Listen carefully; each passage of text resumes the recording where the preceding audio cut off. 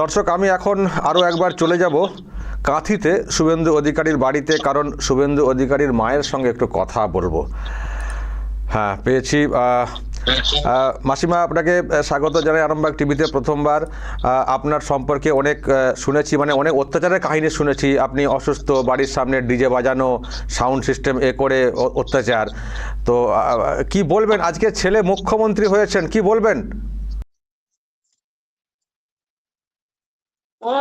ছেলে মুখ্যমন্ত্রী হচ্ছে, ভালোই লাগছে। না, রাজ্যের যা হাল হয়েছে, চারিদিক দিয়ে আইন শৃঙ্খলার অবনতি, যে যা খুশি করছিলেন, সেই জায়গা থেকে ভালো কিছু আশা করছেন নিশ্চয়ই। নিশ্চয়ই, তাহলে এত নিজের মৃত্যুর হাত থেকে ফিরে এসছে। এর জন্যই তো। ছেলে ছেলে ছেলে কি করে পারলেন এতটা? মানে ছেলেকে ছোট থেকেই কি এরকম জেদি ছিলেন শুভেন্দু অধিকারী?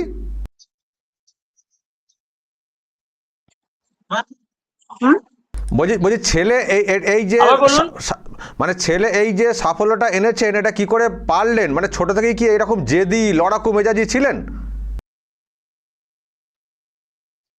না না, এর জন্য তার বাবা তাকে এই শিক্ষাটা দিয়েছে। বাবার জন্যই সব দিয়ে। আর আপনাকে শুধু সহ্য বলছি, আপনাকে শুধু সহ্য করতে হয়েছে নাকি? নানান ওই ছেলে বাবা চারিদিকে পলিটিক্স করতে যাচ্ছেন, আর যত টেনশন আপনার মাথায় ছিল, তাই তো? হ্যাঁ হ্যাঁ হ্যাঁ, কখন ফিরবে, কিছু হলো নাকি, গন্ডগোল তো হয়েছে। মেজর ছেলে তো 3 বার তাকে তো মারতে গেছিল, 3 বার। আর আর এরকমও তো হয়েছে, এই যে পার্টি করতে গিয়ে অনেকে ঘর ছাড়া আপনার বাড়িতে এখানে আশ্রয় দেওয়া, খেতে দেওয়া, এইসব কাহিনী মনে পড়ছে? পটাশপুরের লোক, খেজুরের লোক, সব মনে পড়ছে। আমাদের এখানে কাছে আশপাশের লোক সব আমার ওখানেই তো, আমার এতে বুথে। মানে বাড়িতে সবাই আসে। বাড়িতে এই যে এত পলিটিশিয়ান হলে অনেক ক্ষমতা হয়, সব ঠিক আছে, কিন্তু বাড়িতে ছেলে স্বামী পলিটিশিয়ান হলে মানে বউদেরকে খুব জ্বালা যন্ত্রণা পোয়াতে হয়, তাই তো? না না, আমাকে জ্বালা যন্ত্রণা পোহাতে হতো না, অতটা না। যেটা আপনারা ভাবছেন ওটা না, আমার সব ঠান্ডা। কোনো ছেলে আমাকে যন্ত্রণাও দেয়নি, তার বাবাও না। না, আমি আশপাশের জ্বালা যন্ত্রণা, লোকজনদের যত ঝামেলা, বাড়ির সামনে এসে হুটকো ঝামেলা, মানে এগুলো সহ্য করতে হয়েছে। হ্যাঁ হ্যাঁ, একবার হয়েছিল ওটা, একবার হয়েছিল, সিপিএম এসছিল, একবার হয়েছিল। ওটা ঘর ঘেরাও করেছিল। কিন্তু তখন শুভেন্দুর বাবা ঘরে ছিল না। আপনি আপনি কখনো আপনি এই যে বাইরে থেকে এসে ঝামেলা, এত হুজ্জুতি, আপনি কি কখনো বলেছেন বাড়ির কাউকে, দূর পলিটিক্স করে কি হবে, ফালতু ঝামেলা, এত টেনশন নিতে পারছি না, এরকম কখনো বলেছেন নাকি সবসময় পাশে থেকেছেন? আমি বলিনি, আমি কোনোদিন বলিনি পলিটিক্স করো না।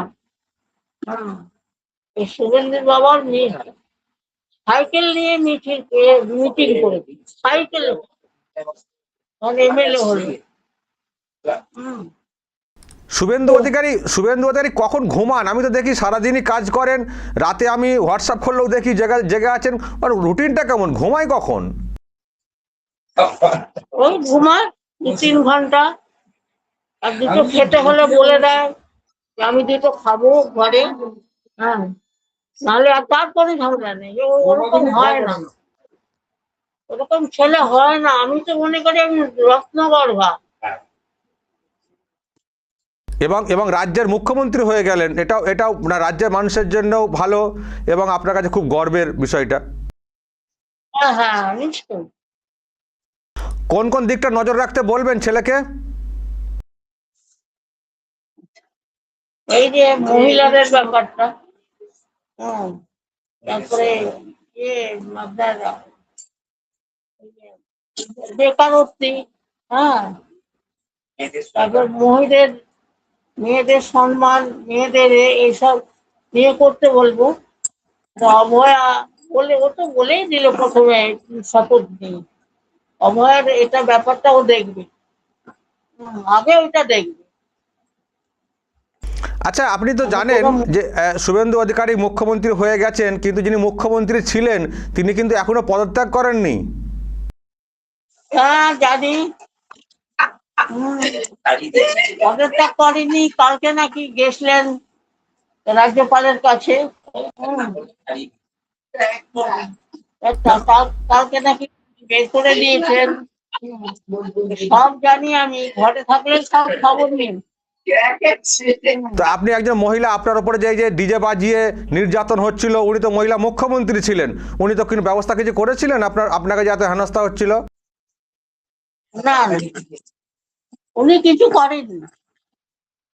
শুভেন্দু যে লাইনে যায় উনি তার উল্টো লাইনে যেতেন।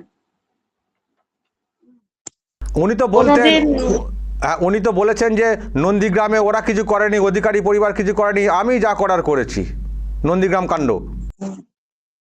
হ্যাঁ হ্যাঁ, ও 5 জনে জিতেছে, লজ্জা লাগে না তার বলতে?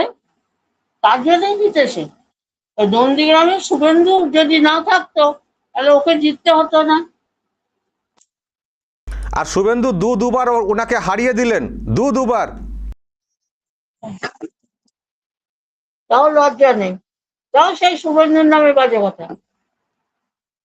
মানে উনি মুখ্যমন্ত্রীর মোহ ছাড়তে পারছেন না নাকি বলুন তো? কেন মানে হেরে যাওয়ার পরেও বলছেন ছাড়বো না?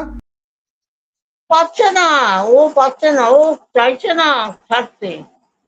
ও এত ক্ষমতা লোভী, তো প্রচুর ক্ষমতা লোভী।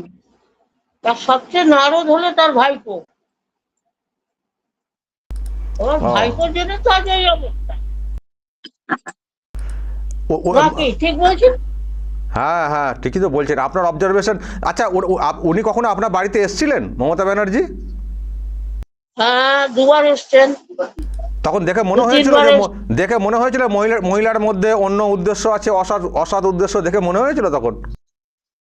আমি যাইনি, আমার সঙ্গে দেখা হয়নি, আমি দেখা করিনি। একদিন আমার রাত্রে আমার ঘরে ছিলেন। হুম, ও এই আপনি দেখা রাত্রে ঝামেলা। আপনি দেখা করেননি একবারও? না, না, কেন? আমি ওর বাইরে দেখা করি না। ও, যাই হোক, উনি এখনো মুখ্যমন্ত্রী থাকতে চাইছেন, কি হবে কে জানে। এদিকে শুভেন্দু অধিকারী মুখ্যমন্ত্রী হয়ে গেলেন, তাহলে খোকা বাড়িতে এলে কি? হ্যাঁ বলুন।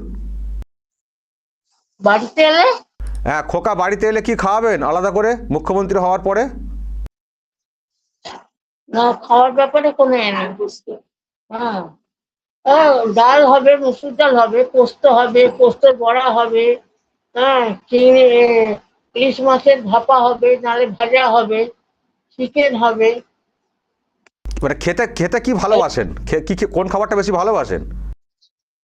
হ্যাঁ, সেটা ঘরে, বাইরে না। না, বলছি বাড়িতে কোন খাবারটা বেশি ভালোবাসেন খেতে? বাড়িতে ওই তো ইলিশ খেতে ভালোবাসেন। হ্যাঁ, পোস্তটা খেতে ভালোবাসেন।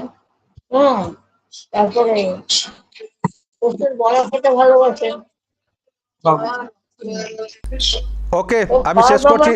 হ্যাঁ, আপনি শেষ একটা কথা আমি জানতে চাই, যিনি এখনো, আমি যার কথা বলছিলাম, এখনো মুখ্যমন্ত্রী পদ থেকে সরতে চাইছেন না, মমতা ব্যানার্জি, তার উদ্দেশ্যে কি বলে ছাড়বেন বলুন? ও তো ক্ষমতা লোভী, ক্ষমতা লোভী মুখ্যমন্ত্রী ছাড়তে পারবে না। ওর তো লজ্জা করা উচিত, একটা বাচ্চা ছেলে তো বলছে করেনি। মুখ্যমন্ত্রী না মমতা, প্রচুর ক্ষমতা লোভী। এবং শুধু আমি আমার পরিবার এই নিয়ে করতে গিয়ে আজকে এটা। থেকে ঠিক আছে, নেটেরও সমস্যা হচ্ছে, আপনি ভালো থাকবেন, আপনাকে দেখতে পেয়ে, সুস্থ দেখতে পেয়ে আমাদের খুব ভালো লাগছে। ভালো থাকবেন, পরে আবার কথা হবে, ভালো থাকবেন। ঠিক আছে দর্শক, শুনলেন শুভেন্দু অধিকারীর মা অনলাইনে ছিলেন, নেটের একটু সমস্যা হচ্ছিল, আপনারা নিশ্চয়ই বুঝতে পেরেছেন যে যতটুকু কথা হলো। আর মমতা ব্যানার্জির সম্পর্কে ওনার যে মানে অ্যাসেসমেন্ট মূল্যায়ন, সেটাও নিশ্চয়ই আপনারা শুনলেন। তো শুভেন্দু অধিকারী আজকে থেকে নতুন মুখ্যমন্ত্রী হয়েছেন রাজ্যে। আমরা সবাই খুশি, আশাবাদী। রাজ্যে যে হাল হয়ে যাচ্ছিল সেই জায়গা থেকে আমরা এই বাংলাকে নতুন করে দেখব, এগোবে। বেকার সমস্যা, নারী নিরাপত্তা ইত্যাদি সহ নানান দিক দিয়ে বাংলাকে গড়ে তুলবেন শুভেন্দু অধিকারী। আর আমরা যে কাজটা করে থাকি, যে কারণে সরকারটাকে আনা, সেটাকে সাহায্য করে এই উন্নয়নের যে কর্মযোগ্য যেটা প্রয়োজন রয়েছে সেটাকে আমরা এগিয়ে নিয়ে যাব। দর্শক বলবেন যদি আপনাদের কিছু বলার থাকে, অবশ্যই বলবেন কমেন্ট বক্সে। নজর রাখবেন আরামবাগ টিভিতে।